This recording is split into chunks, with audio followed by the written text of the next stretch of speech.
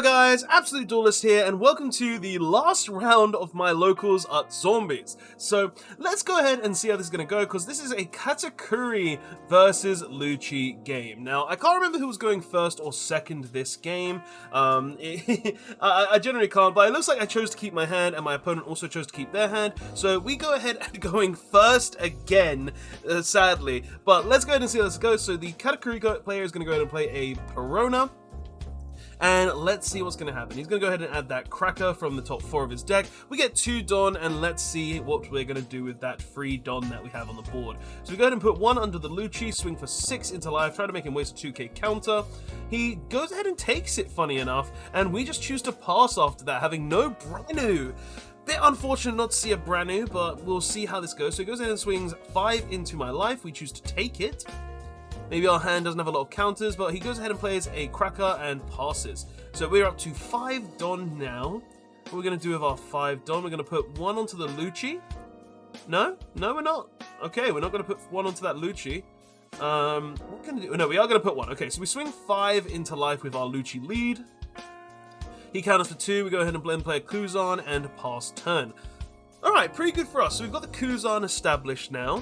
We're going to be able to decrease big stuff like his Charlotte Cracker, his Katakuri 8-drop, which is nice, Big Mums. Just going to be able to decrease a lot of different stuff. But he goes in and swings 5 into life again, and we do choose to take it. But he plays 2 Sparrows, okay, and passes turn. So that puts us on 7 Don here. Pretty good for him. And damn, his board is looking a bit threatening right now. Like, honestly, it's not really good for us. So let's see if we can clear it. So we're on 7, so maybe we could play a Sakazuki here, maybe play a Kobe or 2. Let's find out. So we're gonna go ahead and swing into life and decreasing that Cracker. Okay, swing 5 into life and decrease the Cracker. Is he going to choose to counter it, or is he going to choose to take it? He does choose to take it. No trigger again. Swing 5 into life again, but he does choose to counter this one. Rest 3 to play a Kobe. Discarding a Sakazuki to kill that Cracker. And then we choose to play a Kuzan, which gets us a draw. Interesting that I chose to establish more on the board than play the and trash the Sakazuki. But let's see what happens. So he goes into swing 7 into life, and he puts that life to the bottom. Or does he swing into... He might have actually swung into the Kuzan. He swung into the Kuzan. Okay. Now, will he swing with these Sparrows? That's the question. Like, swinging with the Sparrow here might be useful, just because it will decrease cards in our hand. And he does choose to, and we go ahead and counter with a Kaku. And he goes ahead and plays a 7-drop Big Mom. I tell him he can have a life. Like, I'm like, he says life or death. I say, just take the life, dude. Life, okay? We need ours. And let's see what we're going to do with 9 Don now. So... it looks like I'm just separating it up, seeing what I want to do with it. We're going to swing 5 into the Sparrow. Okay. And he's going to look at the top 3. Okay. And he takes... oh, he takes a Katakuri. That's good. Swinging 5 into life. And we decrease that Big Mum. He counters for 1. Okay. Now here's the question. Are we going to drop an E-Show or something here? Or are we going to go ahead and swing with this Kobe now? Like, we could also obviously also establish some cards on the board, so let's see. It looks like I'm thinking of like a 7. We're going to play 3 to drop another Kobe, which is playing another Sakazuki in the trash. Okay, I don't know what I was thinking, but we do play another Kuzan. Okay, so we trashed 2 Sakazukis to use on Kobes. Interesting, but we have been decreasing bigger cost characters, so it does make it kind of free, so it's not that bad. But like, I think I'd prefer having the bigger characters, though, just because of it does establish more of a presence. So let's see what we're going to do. He's on 4 life, 10 Don now. He could just start dropping those 10-drop Big Mums, decreasing my life, making his a little easier. And he does have a lot of cards in hand right now. So he's going to swing 8, I think, into the Kuzan. We're going to go ahead and Shockwave, killing the Sparrow. Very good there. Like, gets rid of a Sparrow, he does get to add a card to his hand, but we did deal with kind of a threat to us right now. So he's going to go ahead and add the Smoothie to hand. Good for us, gets rid of the Smoothie. Well, adds the Smoothie, which is a card that he could potentially play, actually. And he's going to go ahead and play the Katakuri. Okay, and he's probably going to put Kuzan on top or bottom of my life, right? He does go ahead and put the Kuzan on the bottom of my life. He's going to go ahead and pass. Okay, so let's see what we're going to do. So we're on 10 Don, so we've got a lot of options. So we're going to go ahead and play a Branu. Looks like we've got a good selection there. We've got a Shockwave, we've got a Borsalino. We do choose to take the Borsalino. We couldn't add the Califa, sadly, because it is a CP card. And let's see what we're going to do. So we're going to swing 5 into life, decreasing the Katakuri.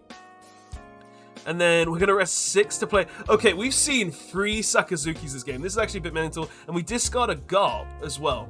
And we swing 5 into life. And we've got 2 done up. Okay, and we're going to swing another one with the Kobe. And then we're going to swing another one again with the Kobe. And he does choose to counter that one. So he's on 3 life now. He hasn't had a trigger yet. So let's go ahead and see what he's going to do. Okay. So we're on 4 cards in hand. He's going to swing 5 into life. So this tells me that he has the Big Mom. We're going to go ahead and 1-kit counter. He does drop the Big Mom. We take a life. He gains a life. So that's a bit unfortunate for us. Let's see what we're going to do. Can we clear this Big Mom? Like, we do have the Kuzan on board, so we can decrease it to 6 cost, but we don't have a lot of options outside of like another Sakazuki, and we would need to be able to decrease it by 1 more at least. No, we're just going to go ahead and swing into life. We're going to swing 5. He does take it. We're going to swing 5 again, decreasing the Big Mom. We're going to swing for another 5 again, and then we're going to swing another 5. He does choose to take that. Then we're going to swing 7. Okay, and then we're going to swing another 7 with 4 Don left. And he goes ahead and, oh god, he had a Thunderbolt at the bottom of his life. Interesting choice. And then we rest 4 to go ahead and play the Borsalino because he killed my Kuzan. Ooh, it's a good thing that was at the bottom of his life though. Like, if that was at the top of his life, this turn could have been very different. But we've got him on 0 life now. He's got the 10-drop Big Mom. We're on 3 life left. We're in a very, very safe position right now. Like, he has a lot of cards in hand. Looks like about 6, but that's fine. Like, having 6 cards in hand in this position is absolutely fine for us. Like, he could go ahead and swing with the Big Mom. We've got the blocker to protect our life as well. Like, at this situation, at this stage, I don't feel like we're in a threatening situation whatsoever. So let's see what he's going to do. He's probably going to swing with that Katakuri. And he is actually splitting up his Don a bit. So maybe he's going to play like, well, he's gone into 2 and 8. So maybe he's going to play another 8-drop Katakuri, just so he can go ahead and get a life back with that pudding. He's going to drop the, 10-drop Big Mom. I take a life, he gains a life. And then he's probably going to start swinging to my characters. We're going to go ahead and block because he goes in and does that. And then he's going to swing 12 into Sakazuki. Okay, do we let the Sakazuki die? Because we got 3 cards in hand, and we choose to just straight free 6k counter on it, and then to keep it to 13. And at this point, I think, like, we just start swinging, right? Like, he's on a lot of life. We haven't... we didn't... Okay, good, we noticed it. We swing with the Brand New, we swing with the Kobe, we swing with another Kobe, he takes that. He gets a Shirahoshi, drawing 3 and trashing 2.